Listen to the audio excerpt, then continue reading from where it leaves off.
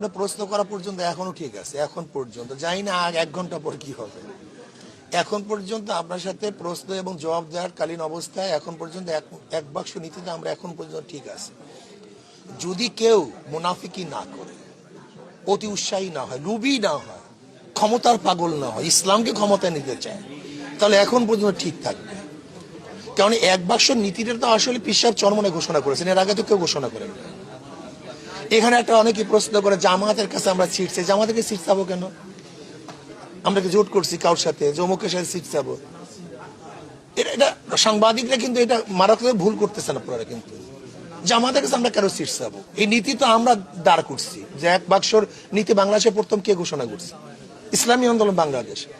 যদি কাউকে রাখে, কাউকে বেড়ে, কাউকে সিট দেয় না, তাতে প্রশ্ন আসবে ইসলামী আন্দোলন কাকে কত সিটটা দিবে কি দিবে না, যেহেতু এরা প্রথম সূচনা করেছে। কি কথা ঠিক না? কিন্তু এখানে তো কাউকে সিট দিবে না। এখানে আমরা সবাই সমঝোতার ভিত্তিতে সিট নেব, একটা অ্যালায়েন্স করব, যে যেখানে ভালো, যে যেখানে অবস্থান ভালো, সেখানে আমরা কিভাবে বলবো এত সিট এইরকম অ্যালায়েন্স আমরা করি নেই, এই জোটই তো আমরা করি নেই। সাথে এনসিপি জোট করবে, তা জামাত কার সাথে জোট করছে? একটা প্রশ্ন আছে কি নেই? জামাত যদি 8 দলের সাথে থাকে, তা এনসিপি এককভাবে জামাতের সাথে জোট করে কিভাবে? একটা প্রশ্ন নাই কি? যদি জামাতের সাথে এনসিপি করে, তা জামাত কার সাথে জোট করছে? এখানে প্রশ্ন হতে পারে যে এনসিপি 8 দলের সাথে আসবে কি আসবে না। কিন্তু দেখেন আমাদের প্রশ্নগুলি, আমাদের বক্তব্যগুলি কেমন যেন এদিক ওদিকে চলে যাচ্ছে কেন? তারেক সাহেব আগে ছিলেন না দেশে? তিনি কি আগে দেশে ছিলেন, নেতৃত্ব প্রদান করেন নাই? সে আবার নতুন কি? হয়তোবা এতদিন পর্যন্ত তার সংগঠনকে গুছাতে পারেন না, হয়তোবা তার সংগঠনকে কিছু গুছাতে পারেন, কিছু শৃঙ্খলাবদ্ধ করতে পারেন, যে এটা একেবারে বিশৃঙ্খল হয়ে গেছিল।